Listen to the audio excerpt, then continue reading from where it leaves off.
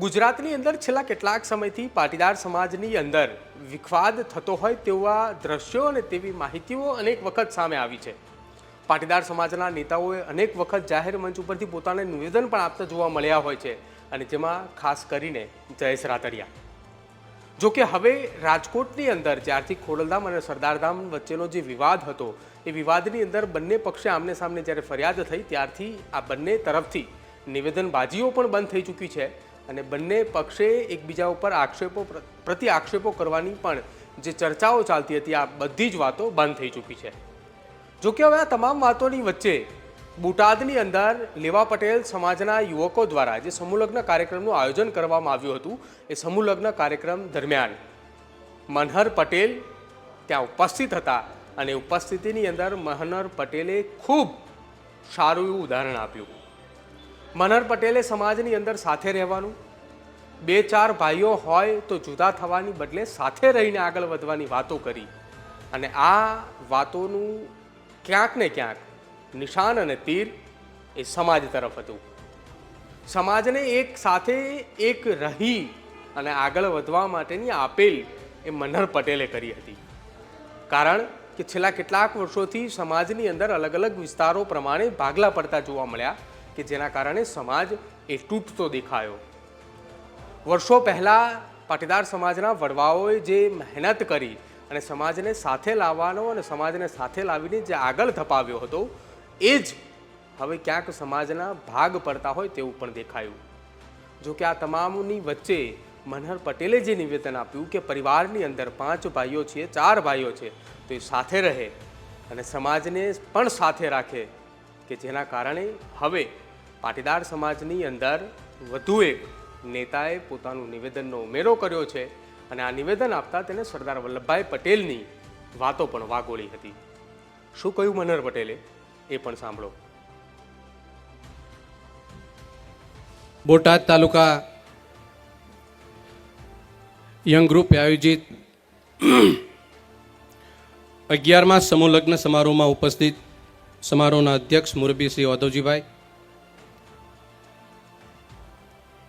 સમારોહના હર વખતની જેમ આપની વચ્ચે આપને માર્ગદર્શન આપવા માટે, આપને હૂંફ આપવા માટે, આપની શક્તિ અને ઉર્જામાં વધારો કરવા માટે ડૉક્ટર જીવી કળથિયા સાહેબ, ડૉક્ટર ટીડી માણિયા સાહેબ, ભીમજીભાઈ, દાતા કરશનભાઈ અને રાજકીય સંનિષ્ઠ આગેવાનો જે હમણાં થોડી વાર પહેલાં સુરેશભાઈ ગોધાણી, ભાઈ ઘનશ્યામભાઈ, ભાઈ ગોપાલભાઈ ઇટાલિયા, ભાઈ જેકે ઇટાલિયા, ભાઈ સાવલિયાભાઈ, મંચ ઉપર અનેક સંનિષ્ઠ અને વરિષ્ઠ આગેવાનો અને દાતાઓ ઉપસ્થિત છે। કોઈ નામ મારાથી સરસ ચૂકથી રહી જશે પણ હું એની ક્ષમા માગું છું। અને આ સાથે આપણને સૌને જેને નિમિત્ત બનાવ્યા છે એવા 20 નવદંપતીઓ જે આજે પ્રભુતામાં પગલાં પાડી રહ્યા છે, અને આપણે સૌની મહેમાનગતિ અને આપણે સૌ સમાજના સમર્થક અને વરિષ્ઠ આગેવાનો પૈકીના છો, અને આપણે સૌ એમને આશીર્વાદ આપવા માટે જઈ રહ્યા છીએ। સંયોગ એ છે કે આજે સરદાર વલ્લભભાઈ પટેલની પુણ્યતિથિ છે। આ સમાજનું એવું ગૌરવ, આ દેશનું એવું ગૌરવ, એક યુગ પુરુષ, એક પનોતા પુત્ર પાટીદાર સમાજનું ગોત્ર આપણને ડગલે ને પગલે, ચાહે સમાજ હોય, ચાહે પરિવાર વચ્ચેની વાત હોય, કે ચાહે જાહેર જીવનની વાત હોય, કે દેશની વાત હોય, પણ હરેક બાબતની અંદર આપણને એની મૂર્જા, એનું માર્ગદર્શન અને એના વિચારોથી આપણા જીવનને પ્રભાવિત કરવા માટે આપણે બધું કરી શકીએ એમ છીએ, એવું નેતૃત્વ હતું। એમને આપણે વંદન કરીએ, અને જેટલા કરીએ એટલે ઓછા આપણા પ્રેરણા સ્ત્રોત છે। એટલા માટે અહીંયા 2 વર્ષ પહેલાંના સમૂહલગ્ન પ્રસંગમાં હું ઉપસ્થિત હતો, ત્યારે મેં 3 વ્યક્તિ અહીંયા મંચ ઉપર જે ઋષિ પુરુષો હું માનું છું એમાંની એક વ્યક્તિ ભીમજીભાઈ, ઓધવજીભાઈ અને કળથિયા સાહેબ પૈકીના ચોથા વ્યક્તિ ધનસિંહ દાદા, જેના પૌત્રોને રમાડવાનો સમય છે, દીકરાના દીકરાને, એના દીકરાને. અને આપણી સૌની વચ્ચે છેલ્લા 40-50 વર્ષથી આ કોઈ નાનો સૂનો સમય નથી. 40-50 વર્ષથી સમાજની એક એક બાબતની અંદર આપણી તાકાતમાં વધારો કરવાનું કામ કરે છે.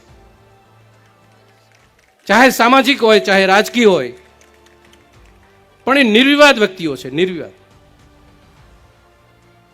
આજે આરોગ્યની ભેખ લઈને અને ધંધુકા ક્ષેત્રની અંદર વતનમાં ક્યારેય એના પોતાના ભવિષ્યના બાળકો પણ એ વિસ્તારમાં નથી રહેવાના, પણ વંચિત લોકોની સેવા કરે છે. આ પાટીદાર સમાજની એક ઓળખાણ છે. હું મારું તો મારું કરી લઈશ, પણ બીજાના માટે જે મહેનત કરે છે, બીજાના માટે ચિંતા કરે છે અને બીજાના માટે પોતાનો પૈસો અને પૈસો ખર્ચે છે, આ ભગીરથ કાર્ય છે. અને હું એ કાર્યને અને એ વ્યક્તિને હું વારંવાર નમન કરું છું. અને આપણા સૌના માટે એ જેટલા દિવસ પણ અહીંયા આપે છે ત્યાં સુધી આપણને હૂંફને પ્રેરણા આપે, એમનું આયુષ્ય અનંત સુધી રહે, એવી પ્રાર્થના હું કરું છું.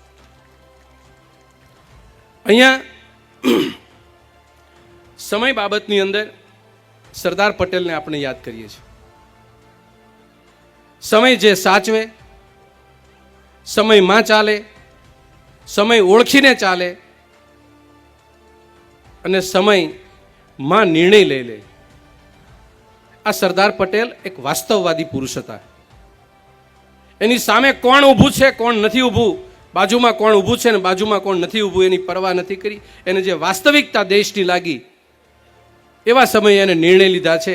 ત્યારે આપણી દિવાલ ઉપર આપણે સરદાર પટેલની છબી લગાવીએ છીએ.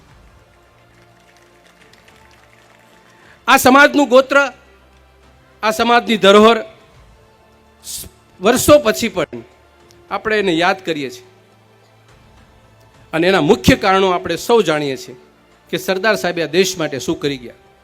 પણ ઓછા લોકો જાણે છે કે ઓછા લોકોને સમજવાનો પ્રયત્ન કર્યો છે કે સરદાર પટેલ કહેતા હતા એ બધું કરવું, પણ સરદાર પટેલનું વિચારવું શું હતું, સરદાર શું વિચારતા હતા આપણા માટે કે દેશ માટે.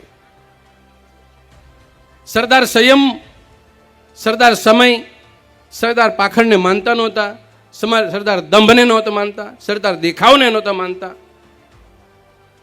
આ વસ્તુની અંદર આપણે સરદાર પટેલને જ્યારે મૂર્તિ મૂકીએ છીએ, ત્યારે આપીએ છીએ, ત્યારે આપણા પરિવાર પૂરતું, આ કબીલો છે, આપણો પરિવાર છે, ઘર છે આપણું.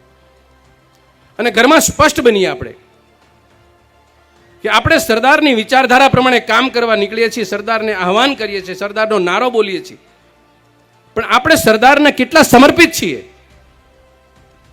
અને જો સરદારને સમર્પિત હશું,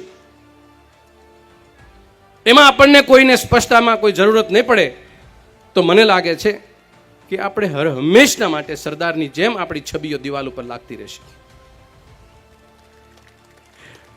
અમે જાહેર જીવનના લોકો છીએ. અમારા બે પ્રકારના ધર્મ છે, સમાજની બાજુમાં, સમાજની સાથે, અને સમાજ જે કહે ત્યાં ઊભું રહેવું. અને અમે અમારી વિચારધારાને લઈને બેઠા છીએ, એ વિચારધારા લઈને અમે કામ કરતા હોઈએ છીએ. કોઈ પણ રાજકીય પક્ષનો કામ કરવાનો તજુર્બો એક છે, દેશનું ઉત્થાન થાય, દેશનો વિકાસ થાય. પણ આપણા સમાજ પૂરતી જો વાત કરીએ તો આપણે અમુક પ્રકારની નશામાં, ચાહે તમાકુનો નશો હોય, ચાહે દારૂનો નશો હોય, ચાહે ડ્રગ્સનો નશો હોય, ચાહે સત્તાનો નશો હોય કે ચાહે સંપત્તિનો નશો હોય, આ નશાથી મુક્ત થવાની જરૂર છે. આ નશો આપણને ભરખી જશે. અને વિશેષ નશો એ છે આપણને કોઈને કોઈ લાગી ગયો, કોઈને કઈ છે પરિસ્થિતિમાં કે અંધભક્તિનો નશો છોડવી પડશે. જો આપણો સમાજ આ અંધભક્તિ નહીં છોડે તો આવનારી પેઢીને આપણી પાસે જવાબ દેવાનો મોકો નહીં મળે અને આપણી પાસે કોઈ શબ્દ નહીં હોય. અને વરઘોડિયાઓનો અહીં લગ્ન થઈ રહ્યા છે, ત્યારે તમારા તમામના ઘરમાંથી તમારા માવતરે એક વાત હરેક લોકોએ, આ મંચ ઉપર બેઠા છે એ લોકો પણ સાંભળી છે, એના માવતર તરફથી મેં પણ સાંભળી છે અને તમે લોકો પણ સાંભળી છે. ભેગા રહેજો. આપણા બાપ દાદા કહેતા હતા આપણને, ઘરમાં 5 ભાઈ હોય, 4 ભાઈ હોય, 3 ભાઈ હોય, આમાંથી એક પણ વ્યક્તિ એવો નહીં હોય કે એના માવતરે એને એમ ન કીધું હોય ભેગા રહેજો, સહન કરજો, સાથે રહેજો, એકબીજાને સમજજો, એકબીજાને સહન કરજો. અને એકબીજાનું જતું કરજો. મારી વાત સાથે તો તમે સૂર પુરાવતા હોય તો હાથ ઊંચું કરો. આ લોકોએ આપણા વડવાઓએ આપણને આ વાત કીધી છે, એ જ વ્યક્તિઓ એ જ વાત આપણે વરઘોડિયાને કરવા જઈ રહ્યા છીએ. ભેગા રહેજો, સાથે રહેજો, સંઘર્ષ કરજો અને તમારા આગલા દિવસના સુખી સંપન્ન અને સમૃદ્ધ લગ્ન જીવનની શરૂઆત કરજો. પરંતુ ઇતિહાસની એક વાત, નાની વાત વાત મૂકી અને મારી વાતને વિરામ આપીશ. આ ભેગા નથી રહ્યા એમાં શું તકલીફ પડી અને નશો કર્યો એમાં શું તકલીફ પડી એ કોઈને જ કહેવાની જરૂર નથી. સૌ કોઈ જાણે છે કે નશો કર્યો એમાં શું પરિણામ ભોગ્યું અને સમય સાથે ન ચાલ્યા એમાં પરિણામ શું ભોગ્યું અને સાથે ન રહ્યા એમાં પરિણામ શું ભોગ્યું. આ પરિવારે આપણી ધરોહરે આપણને ઠીસો ઠીસી આપણને આપ્યું છે. આપણા વડવાએ આપણને આ તાકાતને આ ક્ષમતા આપી છે. એ તાકાતને ક્ષમતા આપણે આપણી પેઢીને આપવા જઈ રહ્યા છીએ. 267 વર્ષ પહેલા આ દેશની અંદર સિરાજુદ્દૌલા નામનો એક રાજા હતો. અંગ્રેજ વાઇસરોય ક્લાઇવ રોબર્ટ કરી એ 3200નું સૈન્ય લઈ અને 50,000ના સૈન્ય સામે લડવા નીકળ્યો. એ 50,000નું સૈન્ય એ હારી જાય છે 3200ની સામે. પેલો એક એક કાંકરો મારે તોય પણ 3200 મરી જાય એમ હતા, પણ છતાંય 50,000નું સૈન્ય હારી જાય છે અને 190 વર્ષની ગુલામી આ દેશ ભોગવે છે. 190 વર્ષની. એનો મામો હતો મીર જાફર, એ ફૂટી ગયો. ઘર ફૂટી ગયું, ઘરમાંથી તૂટ્યું અને દેશ ગુલામ બન્યો.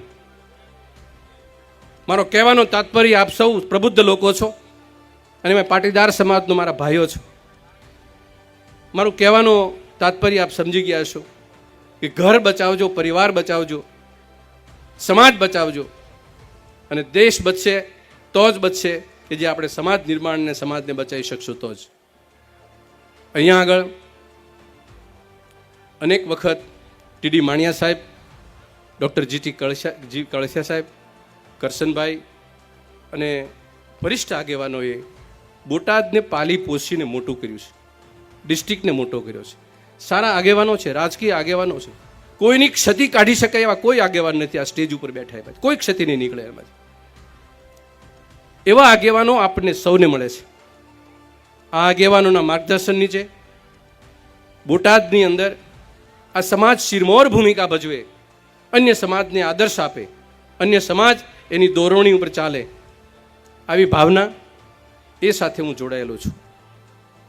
ફરીને નવદંપતિને સુખી લગ્ન જીવનની શુભકામના પાઠવું છું.